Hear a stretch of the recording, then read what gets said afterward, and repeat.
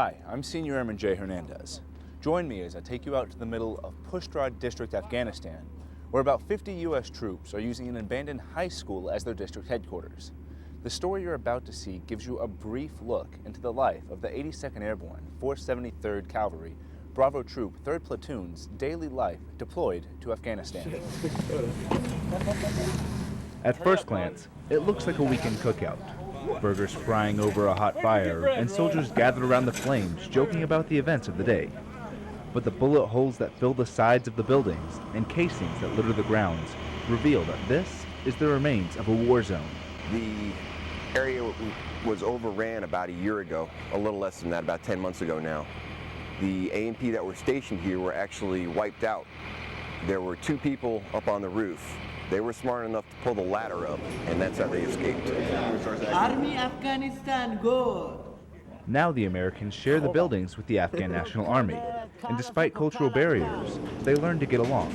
As you live with them more, you pick up more parts of their culture.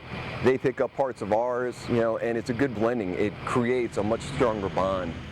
Things like showers are limited to creativity, and bathrooms, well, a tube stuck in a hole in the ground serves that purpose. The conditions out here in Pushtara are fairly austere.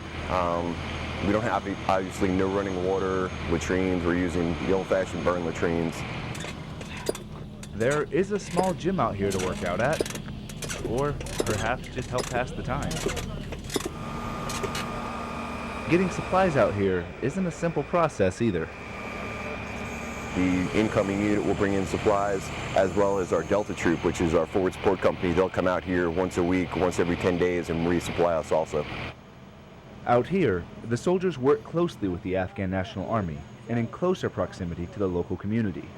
Part of the operation that we're doing out here is to separate the populace from the Taliban, the anti-coalition forces. The only way you can effectively do that is by being out with them, having them see your face, see the Afghan National Police, the Afghan National Army. The Americans provide security for the ANA soldiers while they take control of most of the mission. We've gone a long way since we got here. I mean, they lead the patrols, they lead the planning. It's actually going the way we're supposed to do, where now they are like, whenever you see our mission statements and stuff, they are the main element and we are the supporting element now. Still, the American troops can help out in ways the Afghan army can't for now, like provide medical care for a sick child. Doc does what he can, but he's just a field medic, so hopefully the kid feels better, but that's all we can really do. The soldiers finished their mission of providing security for the Afghan National Army. But on our way back to usfor-a, we hit a roadside bomb. And the footage you're about to see comes directly after the vehicle I was in was struck by the bomb. Hey, what happened? Just hit a f***ing bomb. Must have been a pressure plate. I don't know, man. Something. How did the other ones not hit it? I don't know. Remote detonated. Something. Yeah. So it dropped the ramp. I don't know how. Yeah, what are you doing right now?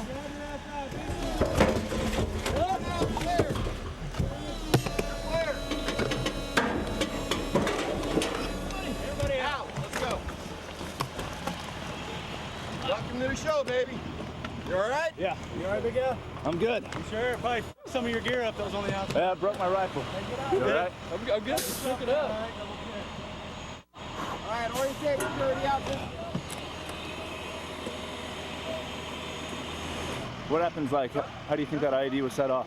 I think it was probably a pressure plate, more than likely. Pressure plate? None of the other trucks set it off? No, because all our other 3 trucks, including 6 ANSF vehicles, were right back. We got fire.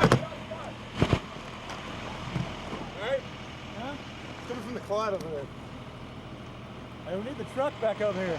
The gunfire that you heard was the Afghan National Police. There was a motorcycle being walked away by a young man. In their efforts to stop him, they fired a couple rounds in the air and in the general vicinity of the guy for him to stop. He told us the story that there were 2 gentlemen fully covered up in black, wearing masks and things like that. The only thing he could see was their eyes. As soon as it went off, they took off to the north up towards the mountains. Debris litters the ground back at the junkyard that remains of the blast site. And even after the explosion, the area is still not safe. We did a crater analysis. It looks like there's a possible secondary device next to the crater in the center of the roadbed. We're waiting on EOD support to come out here along with our 1st platoon, which is currently back in Herat getting refitted. This is the first IED to go off in this area, but not the first IED these men have encountered. You asked about this. This is from an IED back in 2005 in Iraq. So yeah, I'm very familiar with what it's like being blown up, and it's never fun. I'm just glad everybody in the vehicle is okay. The Max Pro did its job. It protected our soldiers. That's what matters. After waiting for an explosive ordnance disposal team to come out and clear the area, the soldiers head back to district headquarters and attend a worship service held by the chaplain. It's been a long day, but everyone is safe and alive back at the abandoned high school tonight. We're in the Army, and this is what we're trained to do. You know, we're trained to be out here in conditions, and I've been in places that have been a heck of a lot worse than this is. This is actually not bad at all. You know, we've got a place to stay, we've got a secure building where we're in that gives us protection from small arms fire and things of that nature. We have our vehicles, we have food, we have water. I'll bet from bottles, but we have water. So we have all the necessary things we need. So everything else would be secondary and just, you know, icing on top of the cake.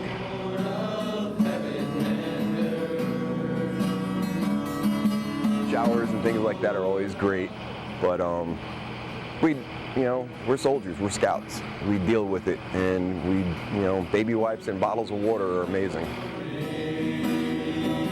I thought of my family. Definitely right after it happened, and probably give them a call. That's just how unreal this is really. You know, like in the truck, it just seems so unreal, but it is. Honestly, it was just kind of a daze factor. It was the first IED I've ever hit. Been in a tick or two, but never hit an IED, so after we hit it, it just kind of was in a daze, and then it all kicked in what actually happened. I couldn't believe that it hit our truck. It's real easy to drive around out here all the time, and after a while, nothing happens to you. You start to take for granted that nothing's happening, and then all of a sudden something will snap you back into reality, and you're right back in the middle of it again.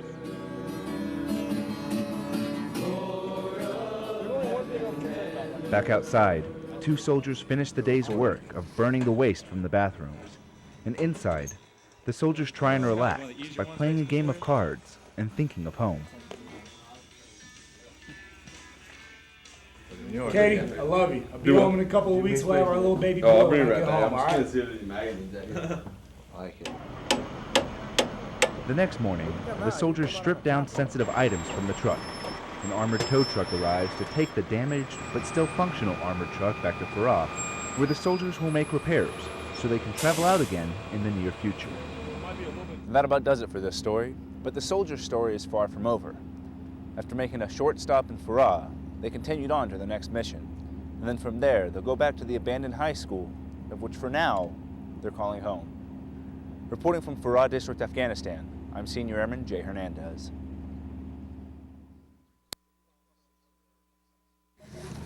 At first glance, it looks like a weekend cookout. Burgers frying over a hot fire, and soldiers gathered around the flames, joking about the events of the day.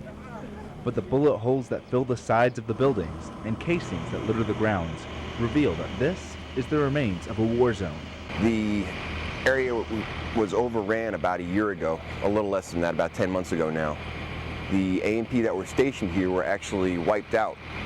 There were 2 people up on the roof. They were smart enough to pull the ladder up, and that's how they escaped. Now the Americans share the buildings with the Afghan National Army, and despite cultural barriers, they learn to get along. As you live with them more, you pick up more parts of their culture. They pick up parts of ours. It creates a much stronger bond. Working closely with the Afghans helps establish a relationship and earn the trust of the people. Senior Airman Jay Hernandez, Pushrod, Afghanistan.